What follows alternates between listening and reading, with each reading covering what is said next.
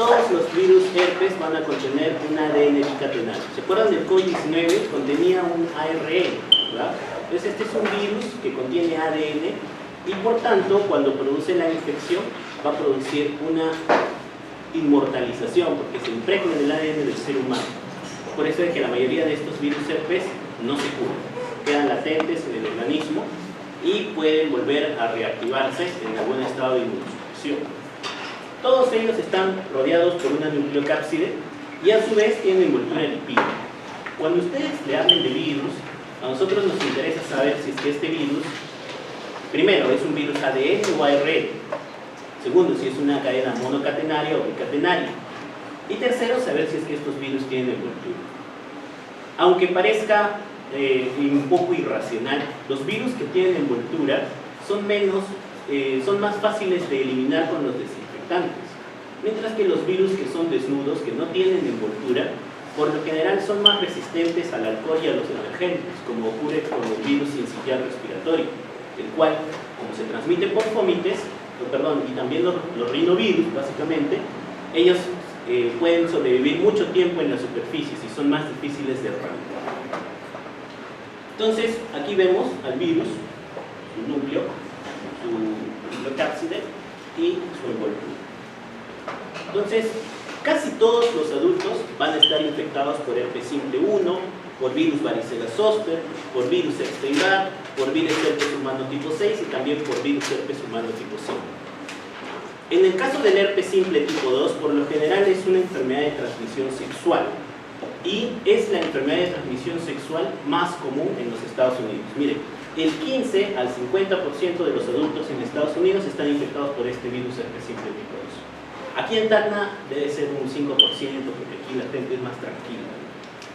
Y un 40-70% de los adultos en Estados Unidos están infectados por citomegalovirus. Esto sí, en países subdesarrollados puede llegar a ser hasta de un 90%. Y la mayoría adquiere citomegalovirus cuando somos infantes, somos niños. Entonces, generalmente, los niños de mis tiempos jugaban en la tierra, compartían vasos, invitaban sus botellas y todo lo demás. Entonces, casi todos nos hemos infectado. Yo, por ejemplo, tengo serología de citomegalovirus. Serología. Y menos del 5% de los adultos en Estados Unidos están infectados por el virus herpes humano tipo 8. El virus herpes humano tipo 8 está relacionado con el sarcómida tracósico y también con la enfermedad de Castleman y con el síndrome de fusión de cavidades. Este virus generalmente tiene más flexibilidad a transmitirse por el ano. Entonces, su prevalencia en varones que tienen sexo con personas de su mismo sexo, o sea, hombres que tienen sexo con hombres, esta prevalencia puede aumentar. Este herpes virus suele propagarse por contacto directo, excepto en el caso del virus varicela zoster, que se transmite por vía aérea.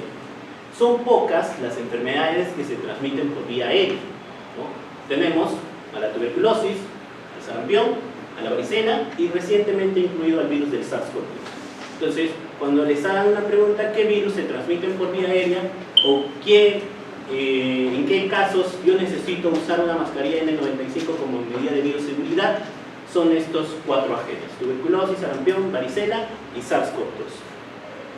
En el caso del herpes simple, el virus Epstein-Barr, el virus del citomegalovirus y el virus herpes humano tipo 6 se pueden transmitir por saliva y es por eso de que su prevalencia en la comunidad es extremadamente alta. El virus herpes simple, el citomegalovirus y el virus herpes humano tipo 8 se puede transmitir por vía sexual y muy probablemente también el virus de Epstein-Barr, porque también se ha encontrado ADN del virus Epstein-Barr en muestras vaginales y también en el semen. El virus herpes simple, el virus varicela zoster y citomegalovirus se pueden transmitir por vía intrauterina y es muy importante su tamizaje porque puede ocasionar enfermedad neonatal. Por ejemplo, virus herpes simple y virus varicela zoster, cuando una gestante se contagia casi al finalizar el embarazo, puede ser mortal en el recién nacido. Mientras que el citomegalovirus, cuando la infección se adquiere en el primer trimestre del embarazo, puede ocasionar abortos o puede ocasionar malformaciones en el recién nacido. Citomegalovirus, virus Epstein-Barr y virus herpes humano tipo 8 se pueden transmitir por trasplante de órganos y es por eso de que hacemos un tamizaje al donador y también al receptor de los trasplantes de órganos para ver si es que ellos son vulnerables a algunas de estas infecciones.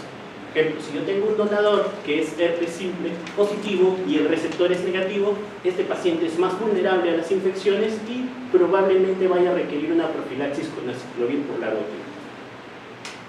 Y citomegalovirus y virus Epstein-Barr se pueden transmitir por transfusiones de sangre. Lógicamente, es tan frecuente esto que ya no se hace el tamizaje en banco de sangre. Banco de sangre, generalmente, hacemos tamizaje de sífilis, de VIH, de hepatitis B, de enfermedad de Chagas, de HTLV, pero por lo usual no hacemos ni de citomegalovirus ni de virus Epstein. Por lo general, la inmunidad humoral va a protegerte contra la prima infección. Y es por eso que cuando una persona recién se infecta, su cuerpo, dentro de la naturaleza y la inteligencia que ellos producen, generan anticuerpos protectores contra esta infección. Y después de eso, ya no te puede volver a contagiar, pero sí se puede reactivar. Y eso es lo que va a ocurrir en la mayoría de personas. Probablemente ustedes conozcan al virus herpes simple como simplemente la boquera. Algunos coloquialmente le dicen te lamió la aranita, ¿no? Le salen unas lesioncitas aquí en la comisura labial y por lo general pasa indetectable. O a veces algunas personas tienen alguna enfermedad febril y le aparecen aftas en la boca, ¿no? Entonces generalmente eso es una reactivación de un herpes simple. Mientras que la inmunodeficiencia celular se va a relacionar con enfermedad grave. Y esto sí está íntimamente relacionado principalmente con citomegalovirus y con virus Epstein. Por ejemplo, si ocurre una infección por citomegalovirus en un huésped inmunosusceptible, ya sea un paciente trasplantado, un paciente con VIH o un paciente que recibe quimioterapia, la enfermedad suele ser muy, pero muy grave y suele manifestarse en órganos específicos, como vamos a ver más adelante. También muchos de estos herpes están relacionados con cáncer, ¿no? Virus Epstein-Barr está relacionado con linfoma de Hodgkin, linfoma no Hodgkin, linfoma de Burkitt, cáncer gástrico, y su mayor relación es con el carcinoma nasofaríngeo, ¿no? Prácticamente el 70% de todos los cánceres nasofaringeos son producidos por virus Epstein-Barr. Virus herpes humano tipo 8, ya les había adelantado, se asocia muy fuertemente con el sarcoma de Kaposi. Ustedes probablemente, si ven sarcoma de Kaposi en la actualidad, lo van a ver en un paciente con VIH-Sida. ¿Bien? Entonces, generalmente son lesiones violáceas, de buen pronóstico, que aparecen en los miembros inferiores. Y herpes humano tipo 8 también se puede asociar con la enfermedad de Castleman, que también lo van a observar en los pacientes con SIDA. Este es el resumen de todos los herpes. Como les había dicho, son 8 patógenos en el humano y también nos pueden conocer el herpes simple tipo 1, el herpes simple tipo 2, el herpes 3, que es conocido como el virus varicela zoster, que produce la enfermedad de la varicela, y en reactivación la enfermedad del zoster, del herpes zoster. El citomegalovirus es el herpes tipo 5, no sé por qué está acá al revés. El virus Epstein-Barr es el herpes tipo 4. Bien. El virus herpes tipo 6, virus herpes tipo 7, el 6 es el que produce el exantema súbito, o famoso conocido como la rociola. Y el virus herpes B, que generalmente se observa en monos o en personas que están expuestas a ellos, ¿no? El virus herpes sarcoma de Kaposi es el virus herpes humano tipo 8, ¿no? Entonces, básicamente estos son los que van a ocasionar enfermedades en el humano. Y aquí vemos un resumen de los principales síndromes que puede ocasionar cada uno de ellos. En cuanto al diagnóstico, por lo general es clínico, en el caso de la gingivitis herpética, el herpes genital, la varicela y la rociola. La serología va a ser específica para el diagnóstico del herpes 1 y tipo 2. Por ejemplo, si me aparecen unas lesiones genitales, pero por vergüenza yo no fui al doctor, posteriormente de una o 2 semanas, generalmente 2 semanas, puedo hacerme una serología para herpes simple tipo 1 o tipo 2 y puedo ver si es que realmente tenía una infección por herpes, ¿no? Entonces, la serología te puede ayudar para el diagnóstico de estas infecciones. Ahora, por lo general, cuando medimos serología, ustedes conocen que tenemos la inmunoglobulina M y la inmunoglobulina G. Me imagino que alguno de ustedes se habrá hecho una prueba de COVID cuando recién empezó en el año 2020.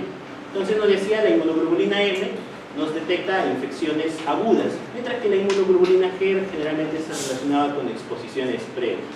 Lo mismo ocurre aquí, ¿bien? yo puedo encontrar una serología de herpes positiva, incluso después de 50 años de que yo tuve esta infección. ¿Bien? Entonces, probablemente me haya infectado en mi niñez, pero yo tengo anticuerpos inmunoglobulina G a los 40, a los 30, a los 20 años de esta infección. Estos anticuerpos son longevos y pueden durar toda la vida. ¿Bien? Entonces, muchas veces me envían a mí pacientes, interconsultas generalmente. ¿Por qué? Porque le encontraron una serología positiva para citomegalovirus. Vemos qué anticuerpo es y el anticuerpo positivo fue una inmunoglobulina G. Entonces, el paciente está asintomático, no recuerda haber tenido un cuadro febril y su inmunoglobulina M está negativa. ¿Esto qué quiere decir? De que en algún momento de su vida estuvo expuesto al citomegalovirus, pero que su cuerpo desarrolló anticuerpos y ahora está protegido. ¿Está curado del citomegalovirus? Les pregunto. Es una cura funcional. Su sistema inmune lo ha controlado. Pero si en algún momento él entra a un estado de inmunosupresión, eso se puede reactivar, ¿no? Porque está implantado dentro de su ADN. Muy bien. Entonces, eso es muy, pero muy importante, porque lo van a ver siempre, ¿ve? Y generalmente los pacientes te consultan por eso. Y no solo en el caso de citomegalovirus, sino también lo observamos con toxoplasma, con rubiola, ¿no? Con rubiola es más todavía, porque recuerden de que a nosotros nos vacunaron con el SPR, que contiene sarampión, parotiditis y rubiola. Y una de las respuestas de esta vacuna es generar anticuerpos IgG contra rubiola. Entonces, muchas veces van a la consulta y me dicen, doctor, me ha salido, tengo rubiola, ¿no? Y simplemente es porque tienen los anticuerpos para la rubiola. Entonces, eso quiere decir simplemente que estuvo inmunizado, ¿no? Entonces, generalmente los anticuerpos que a nosotros nos interesa en la práctica clínica es el M, ¿bien? Porque eso nos está diciendo una infección aguda, una infección reciente, y en estos casos algunos pueden requerir un tratamiento especial. El PCR, que es la reacción en cadena de polimerasa, te puede ayudar para el diagnóstico del herpes simple, del Epstein-Barr, del citomegalovirus o del herpes humano tipo 6. En los pacientes trasplantados, generalmente nosotros dentro de su monitoreo, principalmente en los trasplantados hematológicos, no los halogénicos, no los autólogos diré, sino los halogénicos, generalmente nosotros hacemos seguimiento de su carga viral de citomegalovirus para ver si es que hay una reactivación. Entonces vemos 2 logaritmos, en 2 semanas siguen 2 logaritmos, en 4 semanas están 4 logaritmos, aumentado. Entonces en estos casos, incluso así no presenten síntomas, nosotros podemos dar un tratamiento preventivo con valganciclovir o con ganciclovir de acuerdo al escenario clínico en que estemos puestos. Esto es muy importante y lo he resaltado en color azul, porque muchas veces tenemos pacientes que necesitamos una patología. A veces no tenemos el PCR. Y la serología para el caso del citomegalovirus, como la mayoría de estas infecciones son por reactivación, no te van a ayudar. Entonces, cuando hay una sospecha de una reactivación, yo necesito PCR o un hallazgo histopatológico de una invasión por alguno de estos agentes. Entonces, mucho sucede, por ejemplo, los pacientes que tienen VIH-Sida hacen esofagitis. Una de las principales causas de la esofagitis en el paciente con VIH-Sida, en primer lugar es la cándida, y en segundo lugar es el citomegalovirus, y en tercer lugar es el herpes simple. Entonces, el tratamiento del citomegalovirus, por lo general, compromete valganciclovir o ganciclovir, porque necesitas usar la fosforilasa UL97. Mientras que para el herpes simple yo puedo usar aciclovir, puedo usar valanciclovir, fanciclovir, etc. Estos medicamentos más accesibles, menos efectos adversos, ¿bien? Y menos costosos, por supuesto. Entonces, la manera de diferenciarlos y dirigir mi terapia es mediante una histopatología. Le pido al gastroenterólogo que le haga una endoscopía, somete a biopsia y en el microscopio vamos a observar si es que hay inclusiones intranucleares e intracitoplasmáticas. Si es que hay inclusiones intranucleares e intracitoplasmáticas, probablemente estemos hablando de un citomegalovirus. Y este paciente requiere un tratamiento más sofisticado con valganciclovir o con ganciclovir. Mientras que las inclusiones son solo intranucleares, probablemente se trate de un herpes simple.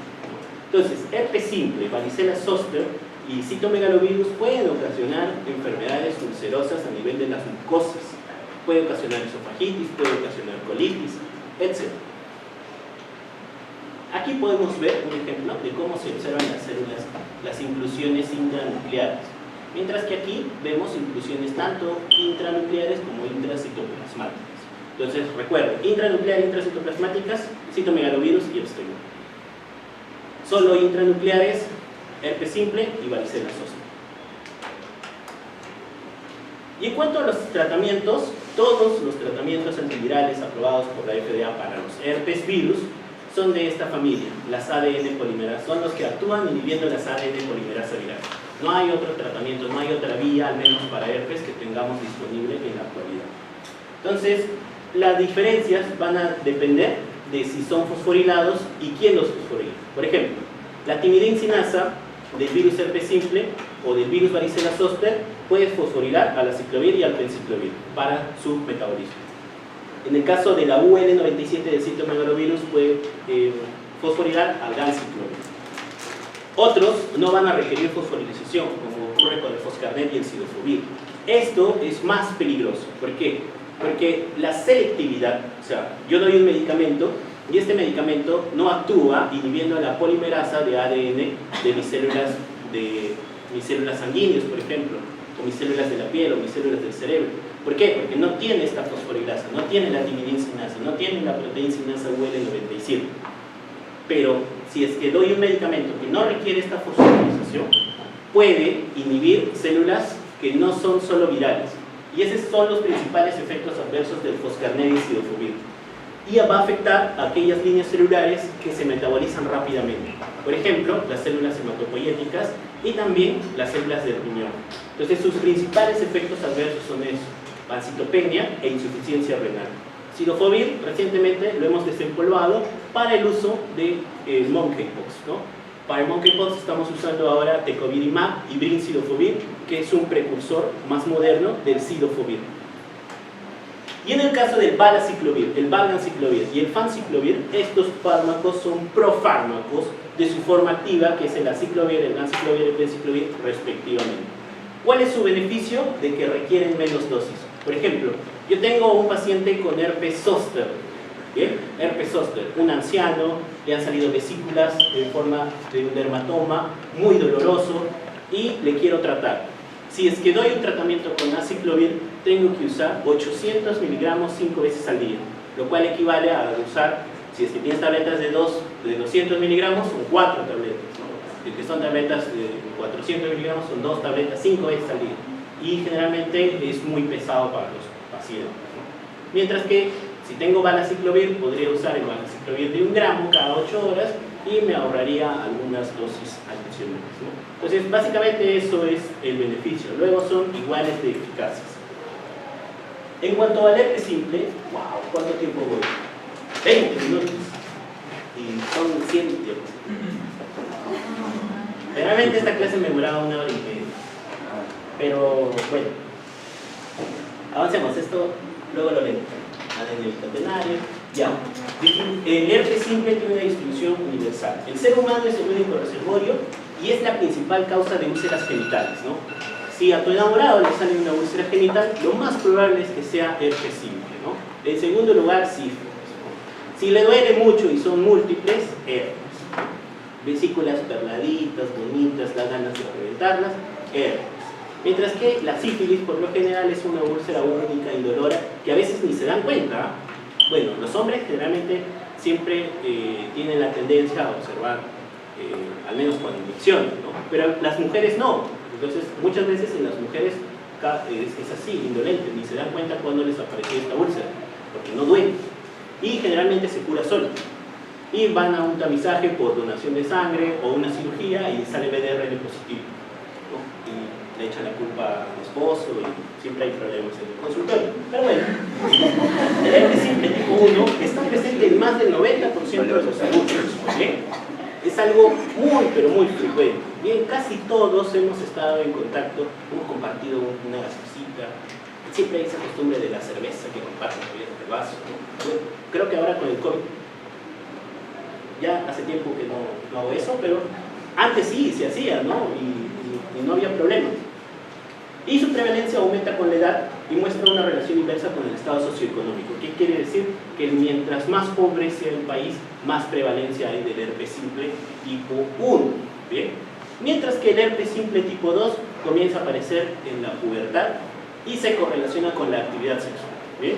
Mientras más número de parejas, mientras más actos sexuales tienes, más prevalencia tienes de herpes 2. ¿Por qué? Porque su contagio es principalmente por vía sexual.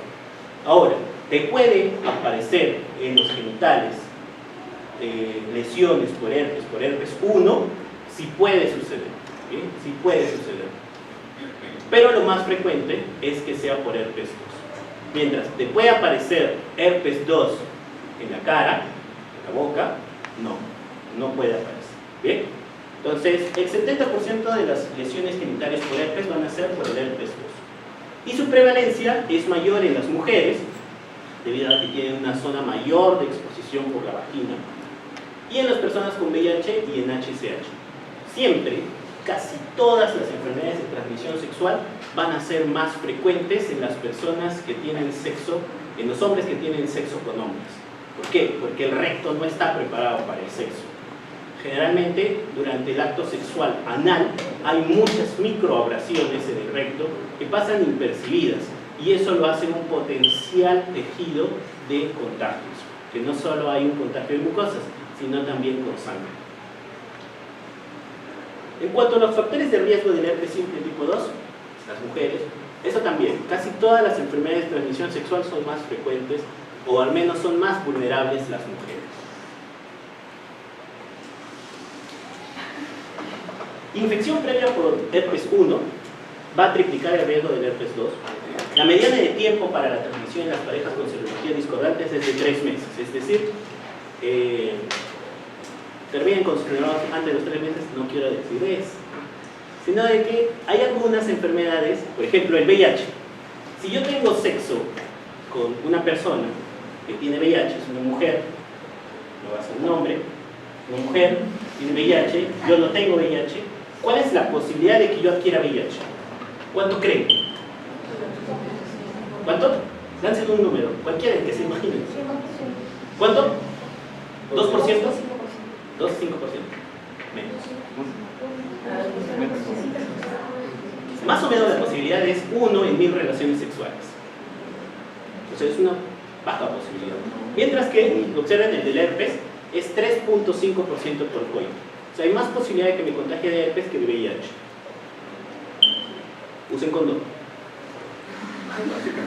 Y la circuncisión disminuye la tensión en los hombres. Circuncisión, no, pero sí, la circuncisión disminuye el riesgo de casi todas las enfermedades de transmisión sexual. De casi todas, ¿ah? Por ejemplo, en el caso del VIH puede disminuir un 60% el riesgo. Entonces es... bueno, el que quiera. En cuanto a la transmisión, por lo general es un periodo de incubación de 5 días y la transmisión es por contacto estrecho, ya sea con una persona que excreta el virus a través de mucosas, ya sea orofaringe, cuello uterino, también puede haber conjuntivitis por herpes, o a través de pequeñas lesiones en la piel si es que hay un herpes cutáneo, ¿no? El virus se inactiva fácilmente a temperatura ambiente y por desecación, o sea, necesita un contacto directo con una persona. Pero, ¿cuál es el problema? De que generalmente las personas que contagian son asintomáticas. O sea, esto aparece en crisis, ¿no? El herpes te aparece una vez al año, 2 veces al año, pero incluso sin tener esas lesiones puedes contagiar. Entonces, en el acto sexual puede que aparezcan los genitales espléndidos, bellos, preciosos, pero puede tener herpes y puede contagiar. Bien, de esta diapositiva lo que les quería mencionar es de que la infección latente, en el caso del herpes orofaringio, se va a depositar en los ganglios del trigémino, mientras que la infección genital va a depositarse en los ganglios de las raíces del nervio sacro. Les digo esto porque ha venido antes en preguntas de exámenes. No de nosotros, ¿no? Sino de la universidad. La infección orofaringea orofacial por herpes generalmente se va a manifestar como gingivoestomatitis y faringitis. ¿Qué es lo habitual? Que aparezca lesiones vesiculares, lesiones ulcerosas y faringitis, pero aparece en la lengua, en los carrillos, en el paladar y en la faringe. Eso es lo clásico de un herpes. Hasta puede aparecer en los labios, a diferencia de su principal diagnóstico diferencial, que es la herpangina, que es producido por un virus Coxsackie. La herpangina también te da fiebre alta y te da vesículas y úlceras, pero se ubica solo en la hipofaringe. No te afecta mucosa, o sea, lengua, perdón, no te afecta a los labios. Si tú observas de que hay afectación de todos estos órganos, probablemente se trate de herpes, ¿no? Hay algunos casos de herpes que son muy, pero muy severos, ¿no? Que incluso pueden ocasionar odinofagia. En estos casos ya entra dentro del diagnóstico diferencial algunas mucositis.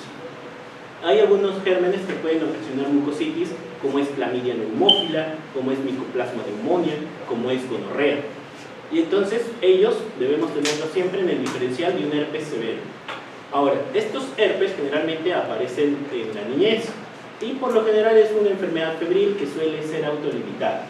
Pero cuando se adquiere en la juventud o en la adultez, suelen ser más severos. Y eso aplica para todo. O sea, igual, una varicela que te dé de adulto o de adolescente, generalmente son más graves. Incluso hasta el 50% de los adultos que hacen varicela pueden hacer neumonía.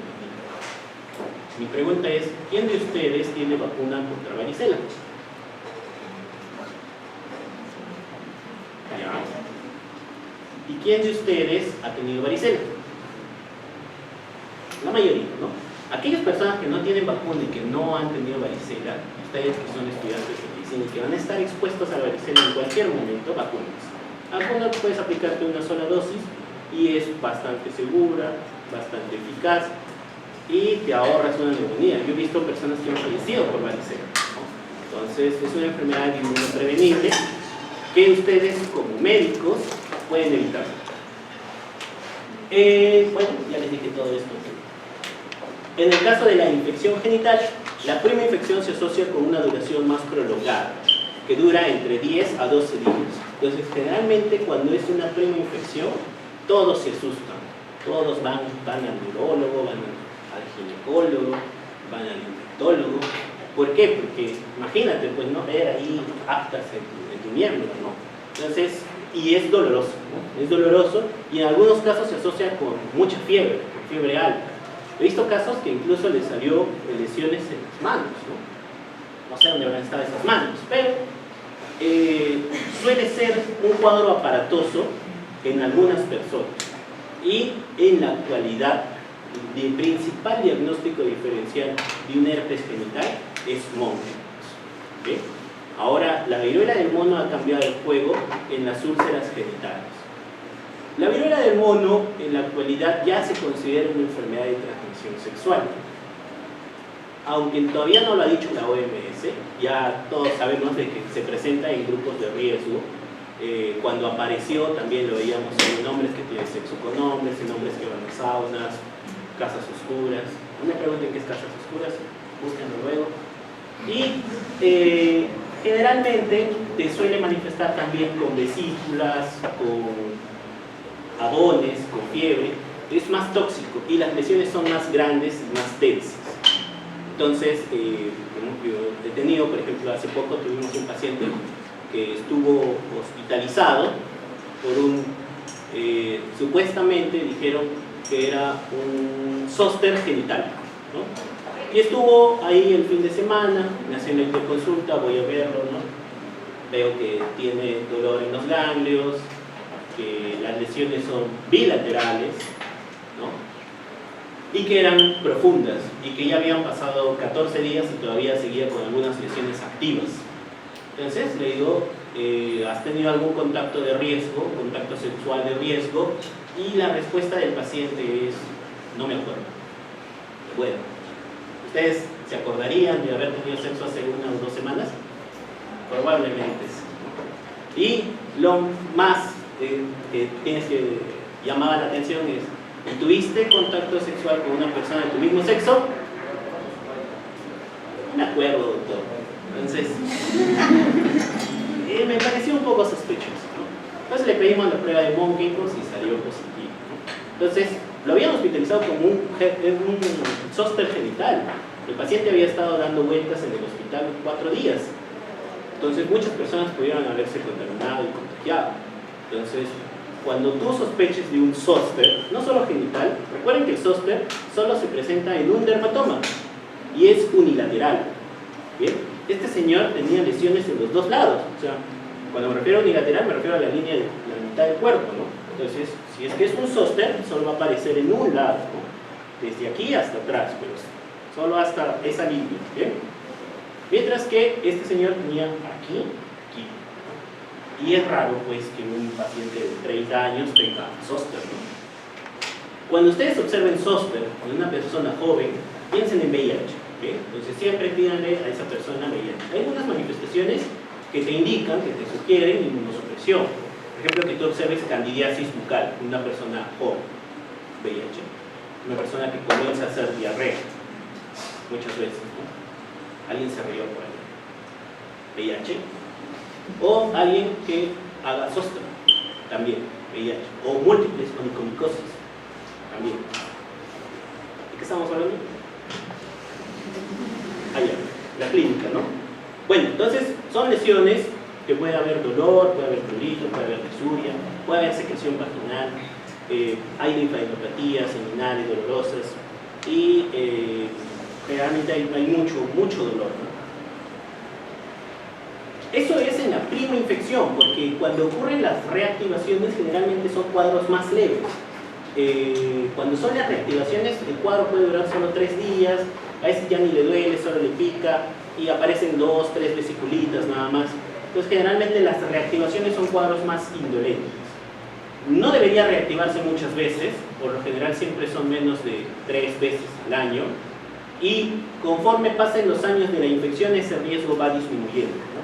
Entonces algunas personas tienen 15 años sin tener una reactivación por el herpes. Puede asociarse también con meningitis aséptica, en el 36% de las mujeres infectadas y el 13% de los varones. Puede aparecer rigidez de nuca, cefalea y fotofobia, ¿no? Entonces esto ocurre en la primoinfección. ¿Qué calor que hace aquí, ¿no? La causa más frecuente de ceguera corneal en los Estados Unidos son las infecciones oculares por herpes simple. Aquí en Perú es la diabetes, ¿no? Y luego el herpes. Entonces también entra dentro del diagnóstico diferencial, las queratitis por herpes. Pero también puede causar blefaritis, conjuntivitis y en casos excepcionales, principalmente en huéspedes inmunosusceptibles, puede ocasionar retinitis necrosante aguda. Hay una encefalitis que es por el herpes simple, generalmente el herpes simple tipo 2, que es conocido como una, también forma parte de diferencial de la meningitis de Mollaret, que son meningitis asépticas, ¿no? Entonces, las encefalitis por herpes generalmente las observamos principalmente en personas más jóvenes o muy ancianas. El 95% de los casos de encefalitis, no meningitis, ¿no? Hay diferencias entre encefalitis y meningitis, al menos en los virus sí lo hay dentro de su prevalencia. Pero la principal causa de encefalitis es herpes, ¿bien? La principal causa de meningitis virales son los coxsackies, ¿no? Los enterovirus. En el caso de los enterovirus no hay tratamiento, pero en el caso de las encefalitis por herpes, realmente sí podemos dar un tratamiento con aciclovir entre 5 a 8 miligramos kilo cada 8 horas. Como les dije, se manifiesta en la primoinfección, los síntomas generalmente son fiebre y síntomas neurológicos focales. Si tomamos una resonancia magnética vamos a ver de que hay una hipercaptación, o sea, en el T1 te va a aparecer hipointenso y en el T2 te va a aparecer hiperintenso en las zonas temporales, que es donde ocurren estas infecciones. Y puede asociarse a secuelas como sordera. Se sospecha de que Beethoven tuvo una infección por herpes, una encefalitis por herpes. Por eso quedó sordo. El diagnóstico del herpes es clínico. Puedes usar la serología, puedes usar la tinción de sangre, que es básicamente frotar una de estas vesículas, imitarlo al microscopio directamente, y puedes ver células gigantes o evoluciones intranucleares. Y por supuesto el PCR, ¿no? Pero es tan clásico el cuadro del herpes que generalmente no requerimos ninguna de estas muestras y el diagnóstico es netamente clínico. Mononucleosis infecciosa, que es una enfermedad producida por el virus Epstein-Barr, es la infección más frecuente producida por este virus Epstein-Barr, ¿no?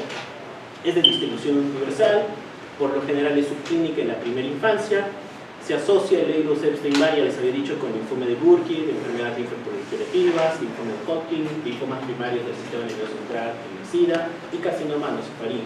Y recientemente se lo ha vinculado con la esclerosis múltiple. Bueno, esto ya lo saben, transmisión, produce infección latente, y esta infección latente generalmente es en los linfocitos B, y puede inmortalizarse dentro de los linfocitos B, y puede expresar algunas oncoproteínas que por un lado promueven la inmunosenescencia y por otro lado promueven la apoptosis.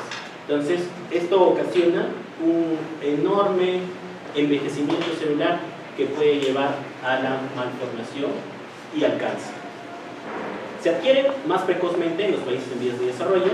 El 90 al 95% de los adultos son seropositivos, es decir, si yo tomo una serología, una IgG, BCA o EPNA para virus Epstein-Barr, voy a encontrarlo positivo en el 90% de los adultos de este desarrollo. Es muy frecuente, pero generalmente no es tan sintomática y no suele ser tan agresiva, al menos en las personas en países subdesarrollados.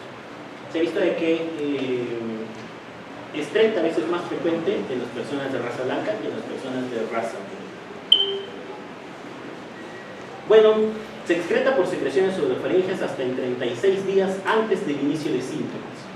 Y es por eso que se le ha categorizado como la enfermedad del beso. Generalmente su pico aparece en los adolescentes, cuando recién empiezan sus actos de amor, de cariño, ¿no? Y bueno, a besarse, ¿no? Entonces, esto es un dato importante porque generalmente la persona, después de que se contagia, puede ser contagioso incluso antes de manifestar la mononucleosis infecciosa, hasta 36 días antes, ¿no? Entonces, esta enfermedad tiene dos picos de edad, en los menores de 5 años y luego en los adolescentes. Como sucede también con el meningococo. El meningococo también se transmite mucho por la saliva y es por eso que suele aparecer en un pico en los adolescentes. También se ha encontrado ADN en el epitelio cervical uterino y por eso se sospecha de que también se puede transmitir por el sexo. La clínica clásica de la mononucleosis infecciosa es una enfermedad con un periodo de incubación largo que se caracteriza por una tríada que es fiebre, dolor faríngeo y adenopatías. Entonces, generalmente el paciente se queja de mucha urinofagia, tiene adenopatías que suelen ser bastante grandes en algunos casos y puede incluso obstruir la vía aérea, principalmente en los niños, y hay fiebre de larga evolución. Entonces, este paciente puede permanecer con esta sintomatología entre 7 a 10 días y en algunos casos se prolonga más. Las linfadenopatías es el último síntoma en resolver y puede durar entre 1 a 3 meses. También se asocia con hepatomegalia, puede aparecer exantema principalmente cuando son expuestos a la aminopenicilina. Entonces esta es la clásica de las personas que creen ser alérgicas a la penicilina. Generalmente tuviste una mononucleosis infecciosa y si alguien te da una amoxicilina en ese momento que tienes una Epstein-Barr, una mononucleosis infecciosa, el 90% de las personas van a ser rash. Entonces es un falso positivo de alergia a las penicilinas. Y los niños más pequeños tienen más exantemas, más neutropenias y más neumonía. Por lo general el cuadro resuelve en 2 a 3 semanas. Este es el rash que se puede producir en el paciente con exposición a aminopenicilinas en contexto de Epstein-Barr. Esta señora, su piel normal es de este color y como pueden ver todo está enrojecido. Entonces los síntomas son bastante floridos y son síntomas del sistema reticular, ¿no? O sea, fiebre, dolor de garganta, adenopatías, hepatoesplenomegalia, puede haber hepatitis, puede haber trombocitopenia, etc.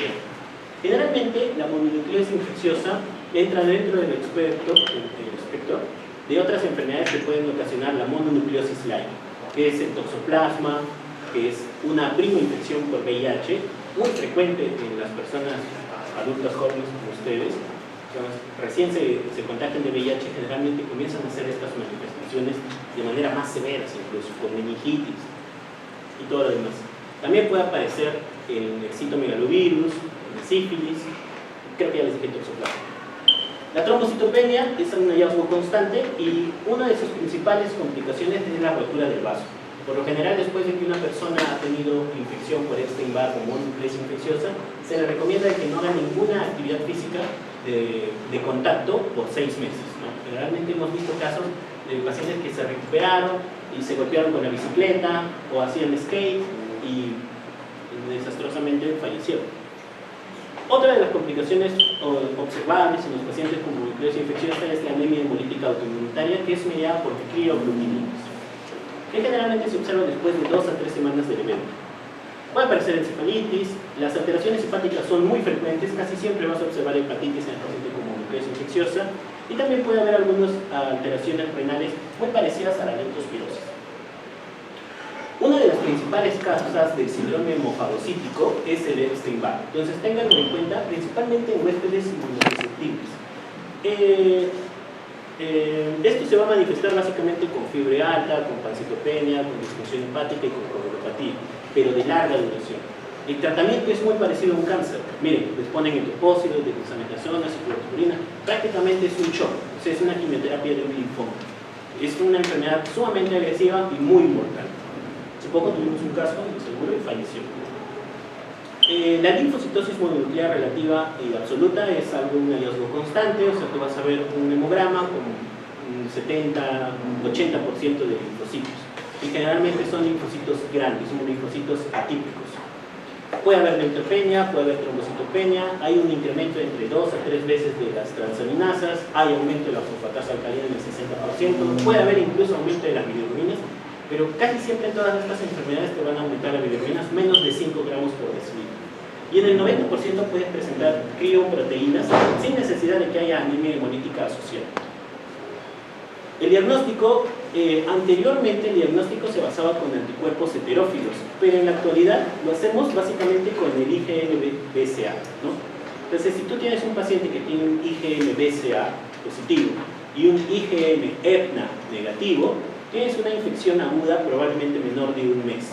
Si es que tienes IgM-BCA positivo y el IgM-EPNA positivo, probablemente esta infección ya tenga más de un mes.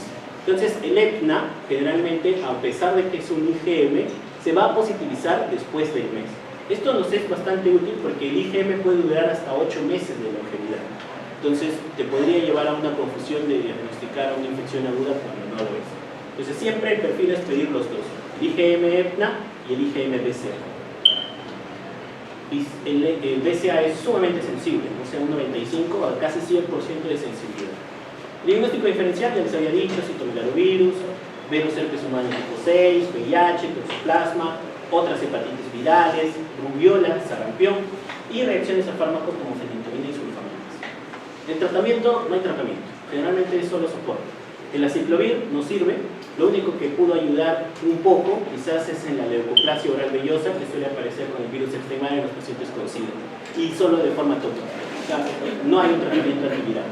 Podemos usar corticoides en las enfermedades muy graves, como es aquellos pacientes que tienen anemia hemolítica autoinmune o aquellos pacientes que tienen obstrucción por las adenopatías producidas por el Epstein-Barr, solo en esos casos. Y bueno, eso es Epstein-Barr. De varicela zoster, ¿cuánto nos queda? Uy, pero no me botan, ¿no? Normal. Sigamos hasta que llegue, sigamos. Hasta que nos voten. Bueno, como les dije, la varicela se transmite por vía aérea. ¿Bien? Su periodo de incubación son 10 a 21 días. El hombre es el único reservorio, o sea, la mujer también. Y el 90% de los casos aparecen en menores de 13 años. Tiene un periodo de contagiosidad que va desde 48 horas antes de aparecer las lesiones hasta 4 a 5 días después de aparecer el exantema. Generalmente consideramos de que el paciente es contagioso hasta que todas las lesiones estén en costra. Lo mismo hemos aplicado, por ejemplo, con monkeypox. Monkeypox era hasta que todas las lesiones estén costrosas, que generalmente tomaba 21 días y en algunos casos un poco más. Esta tiene un tropismo celular por las células T, por las células dendríticas y también por las epitelias y neuronas. Es un factor de riesgo de severidad cuando ocurre una transmisión perinatal, principalmente en el último trimestre del embarazo, cuando hay compromiso inmune, generalmente inmunosuprimidos, y en mayores de 12 años y en gestantes. Entonces, vacúnense. Patógeno no les voy a hablar. El cuadro clínico, creo que todos conocen qué es la varicela, ¿no? Son lesiones multiformes. Esa es la principal característica de la varicela. Puedes tener vesículas, puedes tener pápulas, puedes tener costras, ¿bien? En el mismo momento. Esa es la principal característica de la varicela. Otra característica principal de la varicela es que puede aparecer en palmas, plantas y cuero cabelludo. son pocas las enfermedades que aparecen en palmas y plantas. Por ejemplo, si yo tengo afección de palmas y plantas, una erupción en palmas y plantas, podría pensar en rickettsiosis, podría pensar en Streptobacillus moniliformis, enfermedad por mordedura de rata, podría pensar en varicela o podría pensar en sífilis. Básicamente ese es el espectro de las enfermedades que te afectan manos, palmas y plantas. Siempre observen palmas y plantas, es muy valioso. Bueno, monkeypox también ahora afecta palmas y plantas. Pero la diferencia entre el monkeypox y la varicela es que el monkeypox aparece en un único estadio. O sea, yo voy a ver solo vesículas, o solo pápulas, o solo costras. Todas las evoluciones evolucionan de la misma manera. Esa es la principal diferencia con la varicela, ¿no? Porque monkeypox te puede dar múltiples vesículas en distintos lugares del cuerpo, te puede dar rash, te puede dar fiebre, te puede dar neuropatías, igual que la varicela, pero las lesiones son monomorfas, tienen una única forma. En inmunocomprometidos puede haber afecciones viscerales y generalmente el órgano más comprometido son los pulmones, en forma de neumonía. Y también puede dar manifestaciones en el sistema nervioso central, en forma de una meningitis o en forma autoinmune en casos de ataxia, que generalmente se observa en los pacientes adultos mayores. Les da varicela o les da una recrudescencia de un herpes zóster y a las 2-4 semanas aparecen con encefalopatía, con ataxia cerebelosa y se mueren.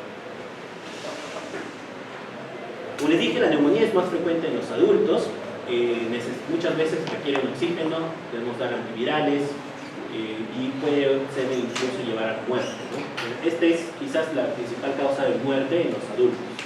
Mientras que en los menores generalmente la causa de muerte es sobre infecciones bacterianas.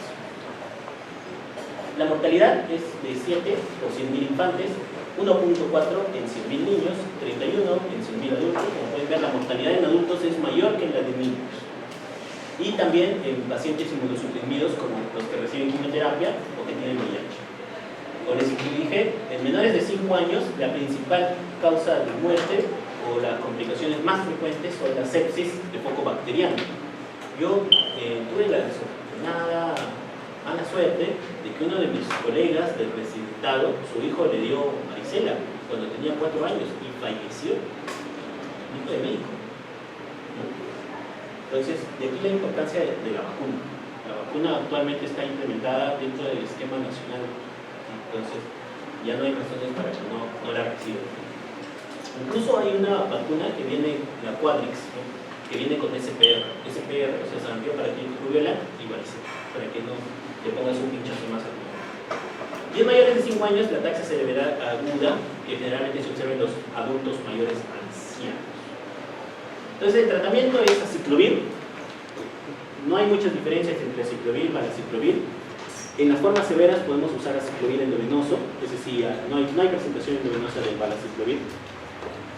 Pero no tiene mucho beneficio, si se dan cuenta. Miren, si yo uso aciclovir en las primeras 24 horas del rash, voy a disminuir la fiebre en un día. Puedo disminuir el tiempo para la formación de costras de 5.6 a 7.4. O sea, sin tratamiento me demoro en hacer costras 7 días y con tratamiento 5.6 días. Casi nada. Te disminuye el número de lesiones, aproximadamente la mitad, si es que usas tratamiento, eso sí. Porque las lesiones de la varicela, por lo general, curan sin dejar cicatriz, salvo manipulación. Mientras que las lesiones del monkeypox sí curan dejando cicatriz. O sea, son deformantes. Muchas veces, algunos pacientes todavía están en consultas con cirugía plástica. Y no hay datos sobre mortalidad, complicaciones ni efectos adversos. O sea, no sabemos si disminuye la mortalidad. Presumimos que sí, y por eso lo ofrecemos principalmente en los adultos. En los niños, generalmente es una enfermedad autoinmune. Está indicado en complicaciones como neumonitis o encefalitis, y en el caso de usarlo en el segundo o el tercer día, prácticamente solo acorta la duración del rash y de la fiebre. ¿Cuándo puedo usar aciclovir? Solo en los primeros 3 días. Después de eso ya no tiene beneficio, tanto en la varicela como también en el zóster. O sea, cuando muchas veces te llega el paciente con zóster, ya en 5 días, en 7 días, ya no tiene beneficio usar aciclovir, porque la fase viral ya está controlada. Hay una vacuna, como les había dicho, se puede usar como contacto post-exposición, ¿no? O sea, Yo tuve contacto con alguien con varicela, yo no estoy vacunado, no me dio varicela, me puedo vacunar dentro de los primeros 3 días y me protejo. ¿Bien? Si es que a ti ya te dio varicela, no necesitas vacuna. ¿Bien? Pero si no te ha dado, vacuna. Una dosis tiene 85% de eficacia para prevenir enfermedad, más del 95% de eficacia en prevenir enfermedad severa, disminuye el 88% de hospitalizaciones y más del 74% de la muerte. El herpes zóster es la reactivación del virus de la varicela zóster. Generalmente aparece en las personas adultas mayores, puede tener una duración de 10 a 15 días, va a aparecer de acuerdo al ganglio que esté reactivado, aparece en zonas de dermatomas y por lo general unilateral, ¿no? Puede haber un zóster diseminado, puede ocurrir, pero generalmente en las personas inmunosuprimidas. Y si es que es un zóster diseminado, generalmente va a aparecer en dermatomas contiguos. ¿Bien? La mayoría aparecen en el tronco o en el abdomen. Y la neuralgia posherpética es su principal complicación, que puede aparecer hasta en el 25 a 50% de los adultos mayores de 50 años. Entonces, esta es la principal secuela del zóster, el dolor. La neuralgia posherpética se define cuando hay presencia de dolor más allá de los 60 días del inicio del rash. Y el tratamiento es aciclovir, pero como pueden ver, no tiene mucho beneficio. Solo te va a cortar un día la duración de la formación de lesiones, disminuye el número total de lesiones solo en un 25% y disminuye los síntomas sistémicos en 1/3 de los pacientes. No se sabe si disminuye la frecuencia de neuralgia posherpética.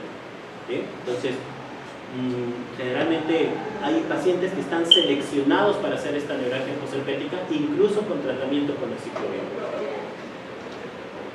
Bien, citomegalovirus. Citomegalovirus igual es un virus que generalmente la prima infección es indolente, suele manifestarse como un simple resfriado. Tiene una prevalencia muy alta, el 90% de la población está infectada en países subdesarrollados, mientras que en los países desarrollados solo el 60%. La mayoría se infecta antes de la pubertad. Y los factores que van a facilitar la transmisión es el hacinamiento y la falta de higiene. En las personas inmunocompetentes la excreción viral es intermitente e indefinida, mientras que en los inmunosuprimidos es prolongada y constante. Entonces, incluso después de que te curaste del citomegalovirus, tú puedes seguir contagiando. El citomegalovirus también se transmite por el sexo, entonces la mayoría también se puede contagiar de esa manera, si es que no la ha tenido en su juventud. Hay formas de transmisión congénita, que es muy agresiva cuando ocurre en el primer trimestre del embarazo, perinatal, que suele ser un poco menos agresiva y tiene manifestaciones más tardías, la forma postnatal, que es la más frecuente, es decir, por saliva o por vía sexual. La vía anal es más contagiosa que la vía vaginal. Puede ocurrir por transfusiones sanguíneas, como les dije, ya no se hace tamizaje de citomegalovirus en las transfusiones, o por trasplantes de óvulos. Y estos pacientes sí pueden requerir profilaxis en el caso sean el receptor negativo y el donador positivo.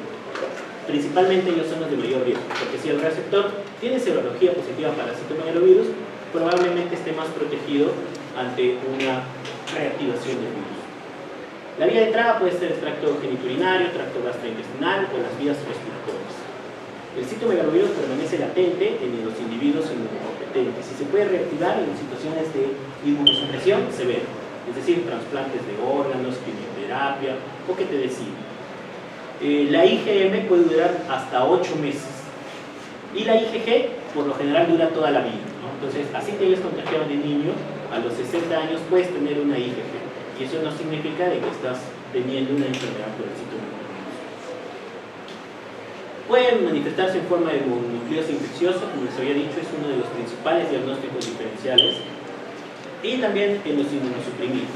En el caso del inmunosuprimido, en el paciente con trasplante de órganos sólidos, o principalmente en los trasplantados hematopoyéticos o pacientes con neutropenias febril severas prolongadas, la principal manifestación es fiebre indolente. En el paciente con VIH-Sida, el citomegalovirus suele manifestarse con retinitis en primer lugar, luego colitis y luego esofagitis. O sea, afecta órganos específicos. Y en los trasplantados de órganos sólidos, generalmente la principal forma es la neumonía y la encefalitis. Entonces el espectro va a depender del tipo de inmunosupresión que presenten los pacientes. Todas estas formas severas sí requieren tratamiento, pero por lo general si es una infección aguda, en un paciente inmunocompetente no se trata. Lo mismo con el toxoplasma. En el caso del paciente trasplantado hematopoyético, lo más frecuente puede ser neumonitis, enfermedad gastrointestinal y en mucho menor medida en este caso de hepatitis, encefalitis y retinitis.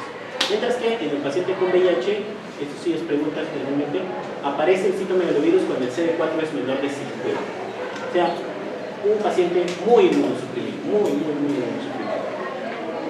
Las cargas virales suelen estar elevadas y esto se asocia con mayor progresión de enfermedad en los pacientes con VIH. La serología te va a servir simplemente para saber si tienes un IgM. Muchas veces, como ocurre por ejemplo en las gestantes, si es que una gestante tiene un IgM, yo debería tomarle carga viral a la gestante y en algunos casos también al líquido amniótico. Pero en estos casos también te puede ayudar el test de avidez. El test de avidez de la IgG, mientras más bajo sea, quiere decir más reciente es la infección. Porque si la infección ocurrió antes del embarazo, no hay riesgo para el bebé. Pero si la infección ocurrió en los primeros trimestres del embarazo, probablemente se vea beneficiado de un tratamiento preventivo para la mamá, que puede ser tóxico para el neonato. Entonces, hay que estar muy seguros antes de prescribir. Se puede usar cultivo celular, que nadie usa, anticuerpos monoclonales, que ya también nadie usa, y el PCR, que es la forma más usada. En cuanto a la prevención, se puede indicar la profilaxis con valganciclovir sostenido 900 miligramos cada 24 horas en el paciente trasplantado. También se ha visto que la profilaxis dirigida o la profilaxis universal disminuye el riesgo de recurrencia y también la mortalidad en los pacientes trasplantados hematopoyéticos. Y la forma anticipada te ahorra algunos efectos adversos e interacciones con primer tema. Sí, es que esta clase es HPV, herpes y rabia. Pero HPV es más chiquinosa. Mucha epidemia. Falta, ¿no?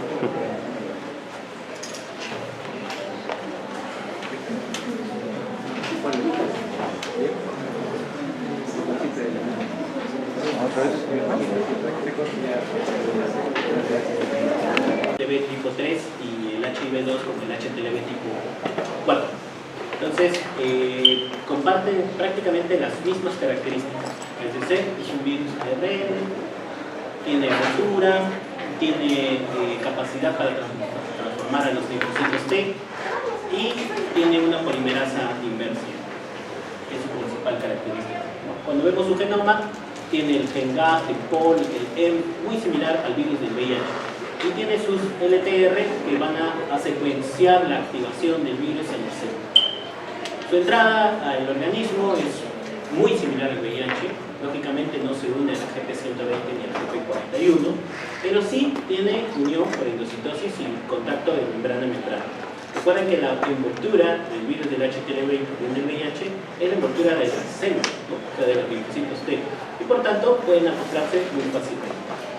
Después de la unión, el ARN es liberado y este ARN, debido a una retrotranscriptasa inversa, va a secuenciar un ADN que va a ser ingresado mediante una integrasa dentro del ADN del humano y de esa manera se inmortaliza. Este es otro virus que es incurable. Bien, entonces las personas que están infectadas por HTLV lo van a tener toda su vida. La inmunología va a depender de la respuesta humoral, que generalmente protegen anticuerpos, que producen anticuerpos y te van a proteger de las infecciones. Mientras que la respuesta celular, generalmente el HTLV es una infección que quiere sobrevivir. Su mecanismo no es matar al organismo, sino que por el contrario produce ciertas oncoproteínas que lo que hacen es promover la inmunosenescencia, ¿no? Y la inmortalización de los linfocitos T. Y de ahí vienen los errores y sus factores asociados con linfoma y con leucemia de células T. Como pueden ver, su distribución en el mundo va a afectar a los países en vías de desarrollo principalmente. Perú es una zona endémica de HTLV y es aún principalmente en las zonas de la sierra peruana, son las áreas donde hay mayor prevalencia de HTLV. Cuando vemos la epidemiología en el Perú, vemos de que distintas localidades tienen distintas prevalencias. Por ejemplo, en una zona urbana, la prevalencia de HTLV puede ser de 0.3%. Mientras que en distritos, en lugares más focalizados, como pueden ser lugares como Parinacocha, llegan algunas localidades a tener 21% de prevalencia, ¿no? Las comunidades principalmente indígenas. Entonces, Sierra Central, Sierra Sur del Perú, alta prevalencia de HTLV. ¿Y cuál es el problema del HTLV? De que su principal forma de contagio es de madre a hijo, ¿no? A diferencia del VIH, que su transmisión es principalmente sexual, el HTLV generalmente se transmite de madre a hijo y por medio de la lactancia materna. Se sabe de que si mi mamá tiene HTLV y me da de lactar por más de un año, la posibilidad de contagio es del 30%.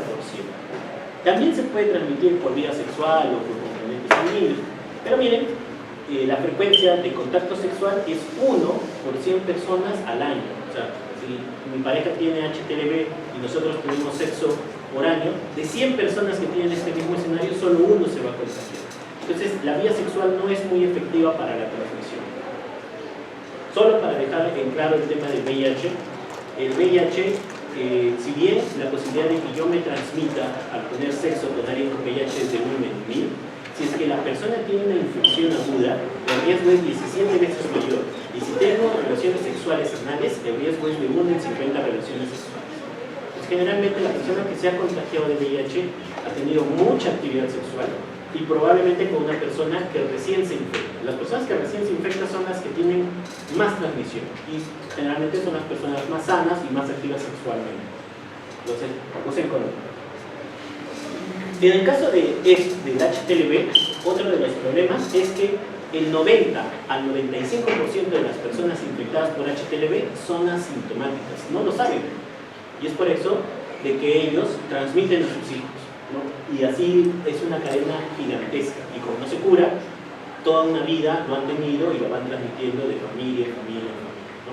Entonces, solo un 5 a un 10% de las personas con HTLV van a hacer manifestaciones que generalmente son conocidas como las manifestaciones neurológicas, las manifestaciones inflamatorias, infecciosas y algunos otros desórdenes autoinmunes. En el Perú, la principal manifestación del HTLV es una enfermedad que se conoce como la paraparesia espástica tropical, o también conocida como la mielopatía asociada al HTLV. Es una enfermedad crónica, progresiva e irreversible. Esto siempre cuando me llegan estos pacientes a la consulta, lamentablemente tengo que darles esa mala noticia. No hay tratamiento, este es algo crónico, este es algo irreversible y va a aumentar. Porque generalmente el paciente cuando va a la consulta es cuando recién inician sus síntomas. Y lo que le espera a ese paciente es la incapacidad, o sea, va a quedar postrado. Y por eso es una enfermedad catastrófica.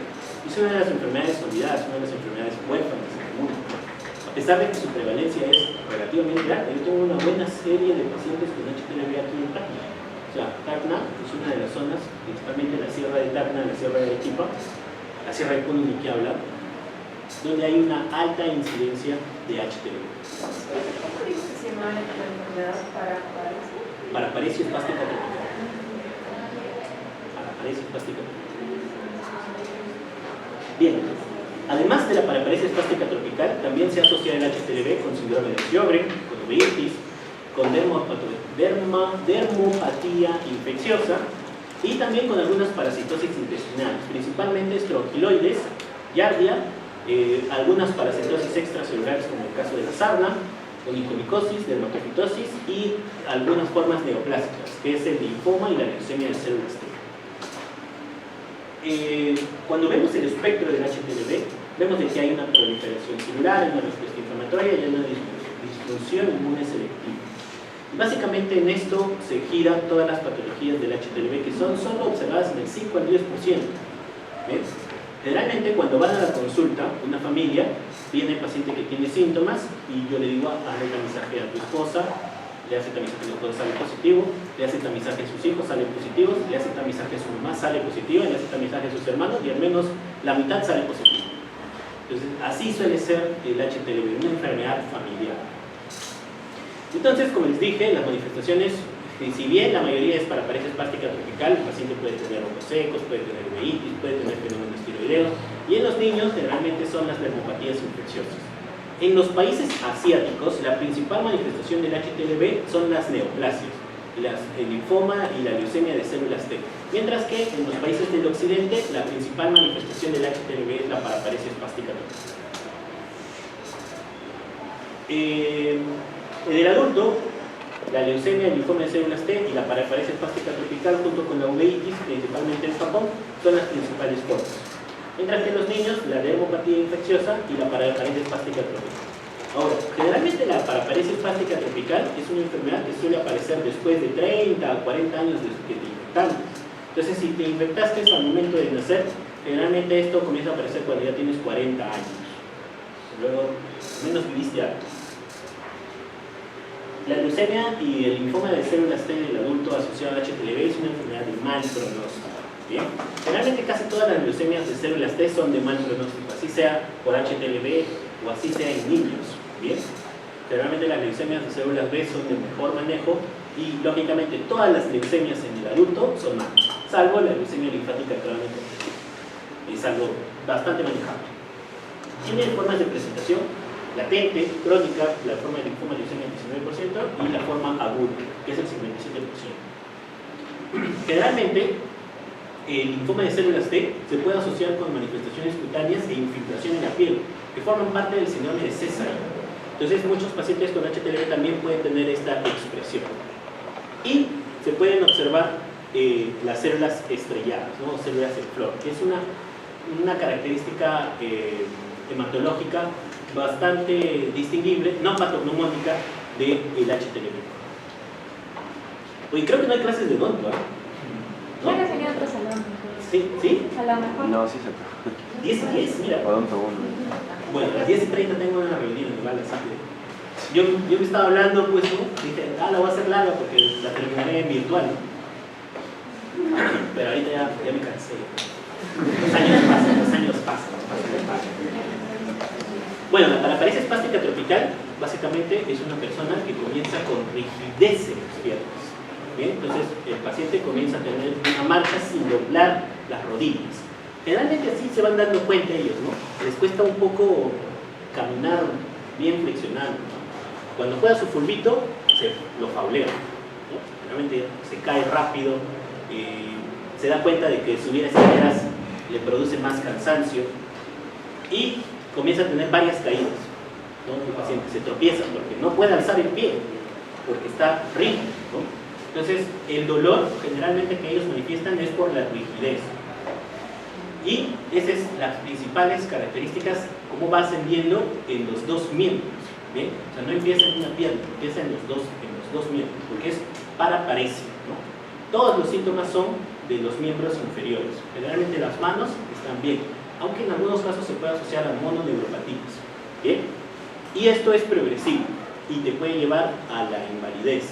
Y así como pierdes el control y la espasticidad de los músculos de la pierna, también ocurre lo mismo en la vejiga y en el recto. Entonces estos pacientes tienen incontinencia urinaria y tienen incontinencia fecal y por supuesto también sexual, ¿no? Otra de las características de la paraparesia espástica tropical es la hiperreflexia, ¿no? Entonces tú vas a ver a un paciente que busca hacer reflejo rotuliano y te va a alzar la pierna con el Chavo del 8. Ustedes ya no viste el Chavo.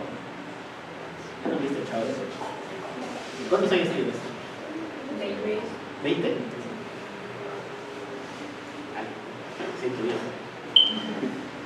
Bien, y en el líquido cefalorraquídeo, si es que nosotros lo estudiamos, por ejemplo, si yo en un adulto observo paraparesia, desde el punto de vista infeccioso la principal causa en el Perú va a ser HTLV.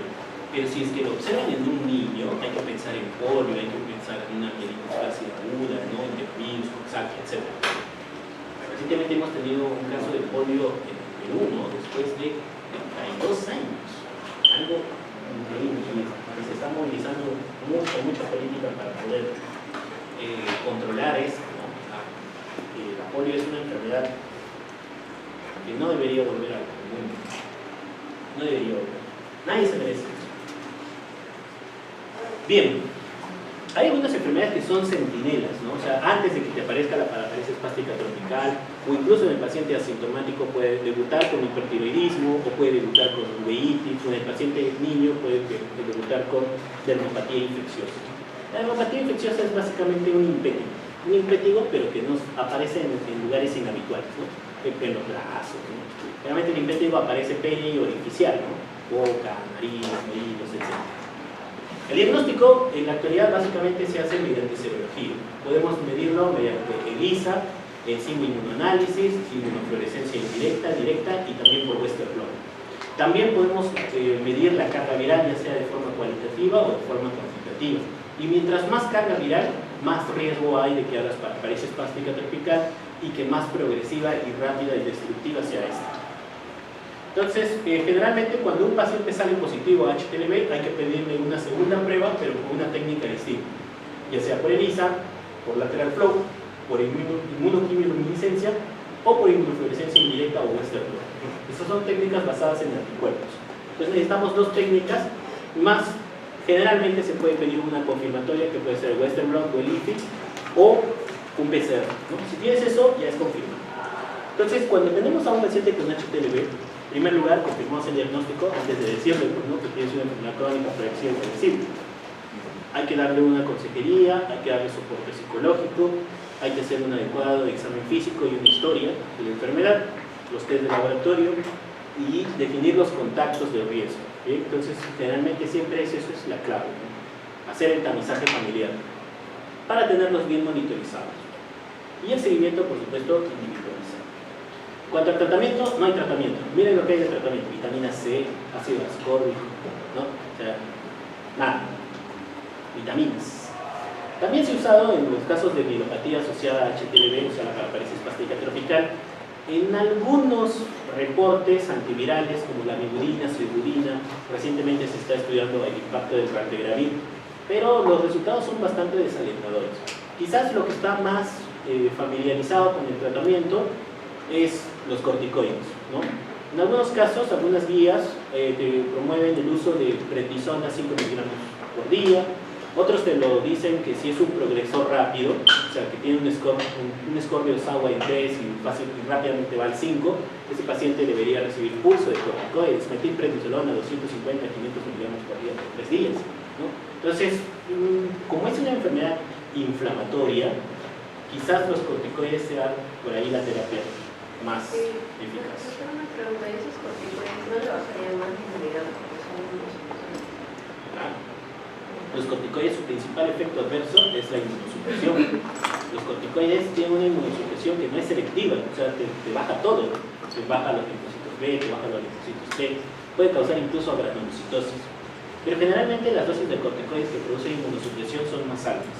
Por lo general son más de 7.5 miligramos, sostenidos por más de 15 a 21 días. Entonces, por lo general 5 miligramos al día no suele tener un gran impacto en la inmunidad, pero sí lo tiene. ¿Bien?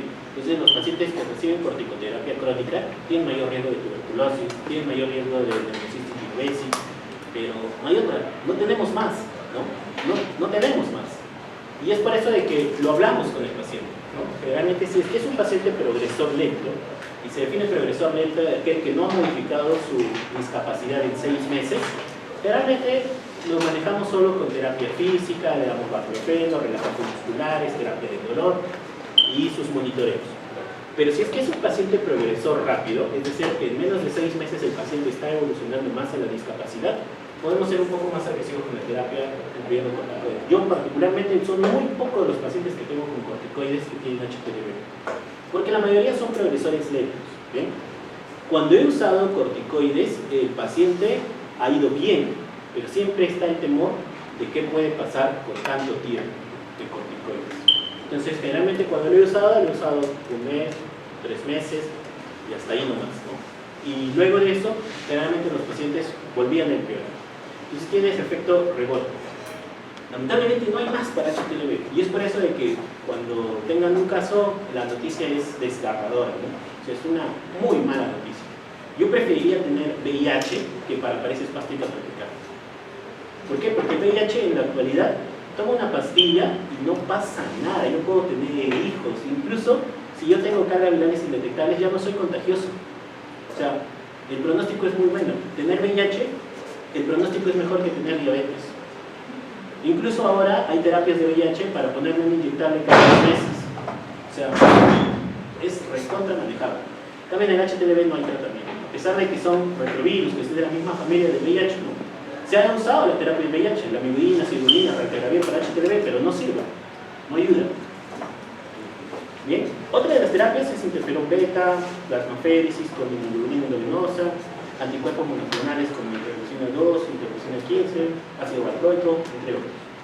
En el caso del linfoma, generalmente usamos quimioterapia muy parecida a las linfomas de células B, CHOP, vincristina, ciclofosfamida, adriamicina, prednisona, etc. Bien, de acuerdo al tipo de manifestación, ya sea linfoma, leucemia, agudo, crónico, indeterminado, el pronóstico es distinto. Hay un metaanálisis del 2010 que es medio trucho porque en verdad cuando lo hemos usado en la realidad no se ha visto estos resultados tan llamativos, ¿no?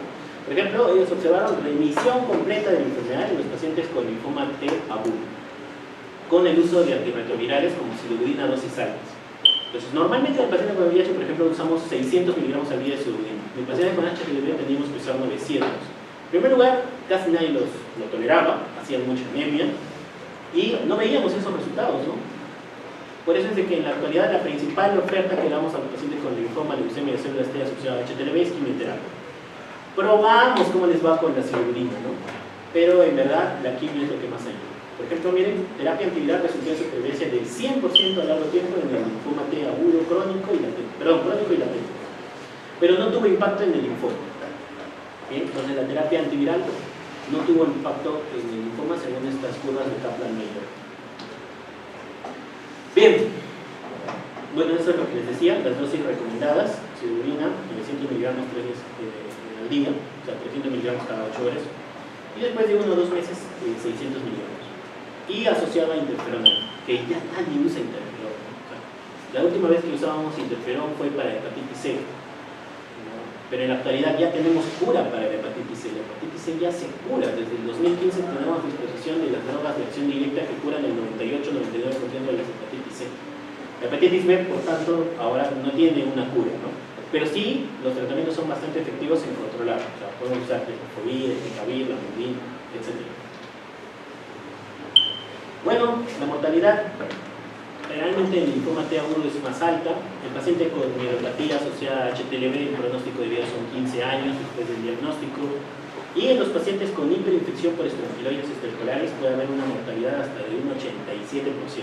Esto es muy importante porque HTLV es prevalente en la selva y estronquiloides es muy, pero muy prevalente en la selva peruana. Entonces, en estudios epidemiológicos se encontraba que hasta el 30% de la población de Loreto tenía estronquiloides estercolares, ¿no? Entonces, es una... Bueno, ahora que han estado dando ivermectina para el COVID, quizás ha disminuido. Ojalá, nadie lo ha vuelto a hacer ese estudio. Es cierto, ¿no? Como habrá estado ahora la incidencia de estronquiloides, pero estronquiloides es uno de los parásitos más fabulosos. Lo digo como infectólogo, no como paciente, ¿no? Porque debe ser horrible tenerlo. Pero produce unos síndromes muy particulares. También los pacientes con HTLV tienen un aumento de las infecciones por tuberculosis. Y este es muy importante en el Perú porque también somos una zona prevalente de tuberculosis. Tacna es una de las ciudades con más incidencia de tuberculosis, una densidad poblacional muy alta. Me hace acordar que me da miedo no usar mascarilla ya. Primera vez que hago una clase sin mascarilla.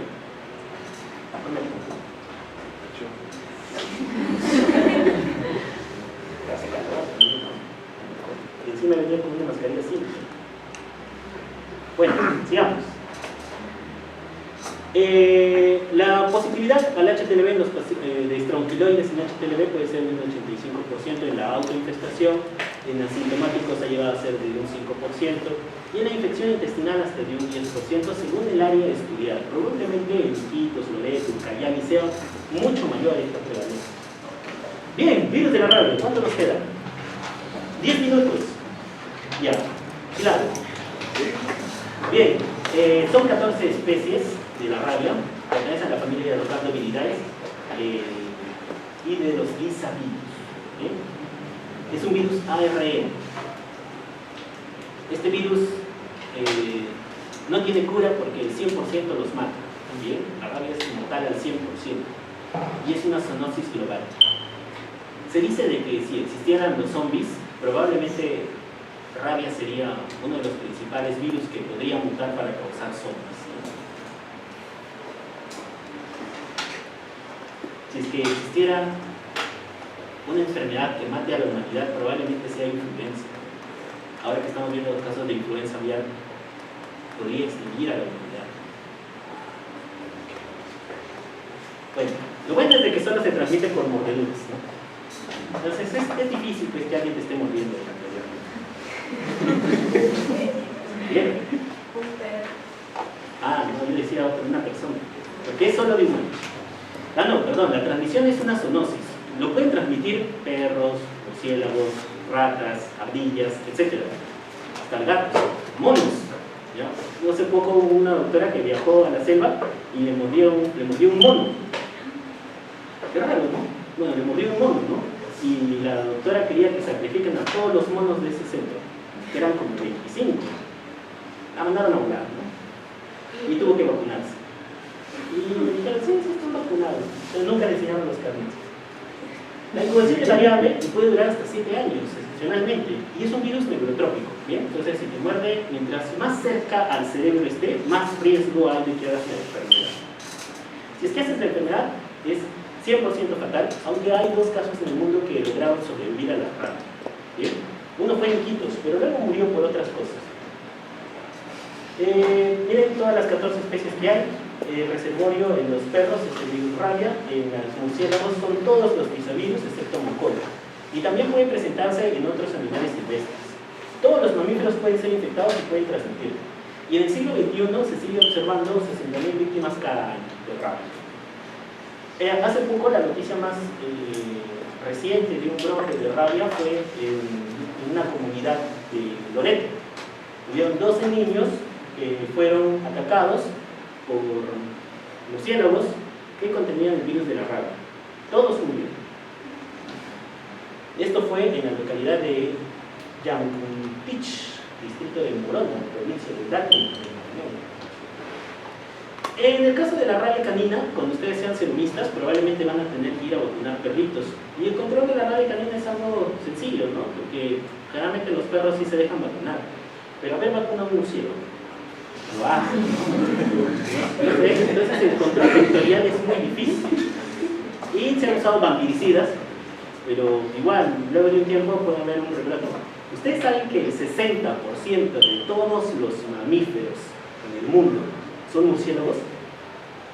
El 60%. Y nosotros no lo solemos ver, sino que ellos están hacinados en lugares con poca accesibilidad, ¿no? Y es por eso de que si hay una próxima pandemia, también va a venir de los murciélagos, eso seguro. Y la intervención, generalmente cuando hay para los murciélagos, es el contacto post-exposición o pre-exposición, ¿no? Entonces, si yo trabajo en esas zonas, pues me tendré que vacunar contra la rabia, ¿no? Y si me mordió un murciélago, también me tendré que vacunar contra la rabia. No hay otra, ¿no? La transmisión solo ocurre en exposición, o sea, tiene que morderte, o tiene que haber un contacto con saliva o de cerebro con cerebro, que es algo sumamente rarísimo, ¿no? Entonces, está presente en la saliva de los perros hasta 10 días antes de los síntomas visibles. Y esto es muy importante. ¿Por qué? Porque generalmente, si yo estoy caminando por la calle y un perro me muerde, la recomendación es vigilar a ese perro por 10 días. Si es que ese perro en 10 días no hace síntomas de rabia, yo podría no vacunarlo y ese perro podría no ser sacrificado, ¿no? Mientras que con otros animales, por ejemplo, si me muerde una rata, ¿no? Me muerde una rata, igual la tengo que sacrificar. Si me muerde un mono, igual, porque esto solo se respeta en el caso de los perros. ¿Bien? Mientras más cerca, como les dije, a la cabeza esté la zona de la mordedura, más alta es la mortalidad. O sea, no todas las mordeduras se infectan, ¿bien? Incluso, digamos, por ejemplo, después de la mordedura tú puedes usar la vacuna y esto puede disminuir el riesgo de transmisión. Y mientras más distal esté la mordedura, más posibilidad de que sobrevivas, ¿no? Pero si te muerde en la cara, la mortalidad puede ser de un 60%. Entonces hay algunas unas heridas que son de alta exposición, que no podrían esperar incluso que el perro lo observemos 10 días. Entonces tenemos que vacunarlo sí o sí. Entonces esto generalmente lo vemos en los niños, ¿no? Los niños, como son más chiquitos y están a las alturas de los perros, generalmente sí les muerde la cara, les muerde el brazo, ¿no? A nosotros, ya los adultos, nos muerden la pierna, el codo, ¿no? Pero es algo pues, que lo solemos controlar con la vacuna y la observación. Entonces, más o menos el tiempo que demora el virus en llegar al cerebro son 45 días. Durante este periodo, la persona no contagia, durante este periodo de incubación, aún se puede vacunar, ¿bien? Entonces, es por eso de que la detección precoz y la identificación del riesgo es muy importante. Pero una vez iniciado el cuadro, la muerte ocurre entre 5 a 15 días. Y las muertes generalmente están asociadas con disautonomía. Entonces, el periodo de incubación va a depender de la forma de la manifestación. La rabia puede manifestarse como la rabia furiosa. Esa rabia de la persona que está irritable, que tiene fotofobia, que se torna agresiva, que no quiere contacto con agua, ¿no? Y la rabia paralítica, que es aquella persona que, ¿no?, se queda paralítico, hace paresia, hace trastorno de conciencia, y generalmente esta es la forma menos frecuente de rabia. La mayoría de rabias aparecen como rabia furiosa en el 80%. Y es por eso que los animales que tienen rabia son más agresivos, ¿no? Entonces normalmente hay un murcielaguito, ¿no? Y el murcielaguito te suele mirar. Pero el murciélago con rabia es agresivo, busca, quiere morder. Por eso esos niños probablemente siempre hayan estado viendo esas cuevitas, ¿no? Esos lugares. Como era un murciélago rabioso. ¿De quién era rabioso la canción? Bueno. Miren este cerebro. Miren, esta persona es uno de los atacados en 2016 en el hospital de Loreto, fue atendido. Miren ese apellido, Shahuahai, es una comunidad indígena, ¿no? Pero miren este cerebro, alguien que vea un surco, es un edema cerebral inmenso, ¿no? Hay mucho edema cerebral. Y eso es lo que lo mata a los pacientes. El edema cerebral produce disautonomías, hacen bradicardia, hacen taquiarritmia, hacen shock, hacen arritmias, y es propio por la disautonomía. O sea, hay liberación de catecolaminas, luego valicininas, etc. Entonces, los episodios de alteración del comportamiento. Ya no puedo hacer más clases con ustedes. Bueno, acabaré esta diapositiva. Excitación, disautonomías, dolor, prurito, disestesias, puede aparecer neutronías, puede ser paresias, puede aparecer disfagias, fobia, aerofobia y las disautonomías que son por descargas de catecolaminas. Puede hacer bradiarritmias, hipersalinación, piroerección, sudoración y priapismo. Ya están bien. El diagnóstico generalmente lo hacemos por PCR. El cuero cabelludo es una de las muestras más fiables. La saliva también, el líquido cefalorraquídeo también.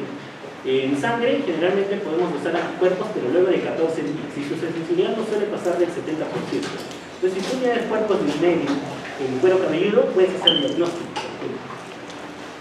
En cuanto al diagnóstico diferencial, podemos tener malaria, encefalitis por vacuna, encefalitis por herpes simple, uso de drogas, envenenamiento, etc. En el tratamiento, generalmente, el paciente tiene que entrar a sedación, ventilación mecánica, un ambiente oscuro, con mucha tranquilidad. Para el manejo de las disautonomías usamos ketamina, lo sedamos al paciente con midazolam o algún otro opiáceo. Y se ha probado ribavirina y amantadina sin resultados. Aparentemente el favipiravir podría tener cierto beneficio, pero todavía está en estudio. Y esta es la última categoría de exposición. Esta es la penúltima. La categoría de exposición de la OMS te dice qué personas tienen que ser vacunadas, ¿no? después de un incidente. Si tuviste un mordisqueo de la piel descubierta, si tuviste un arañazo menor o raspado sin sangrado, debes recibir profilaxis post-exposición. Si tuviste una o múltiples mordeduras o arañazos transdérmicos, si tuviste una lamedura en una piel con un corte, si tuviste contaminación de membranas mucosas con saliva o lameduras y exposición a murciélagos, tienes que recibir vacuna y inmunoglobulina hiperinmune. En la actualidad, la profilaxis contra la rabia, hay una vacuna que es segura, es una vacuna inactivada, puede ponerse incluso en embarazadas, puede ponerse en niños, ¿bien? Anteriormente la vacuna era una vacuna atenuada y estaba contraindicada en gestantes, en niños y en inmunosuprimidos, pero se dispone ahora de una vacuna inactivada que es muy segura.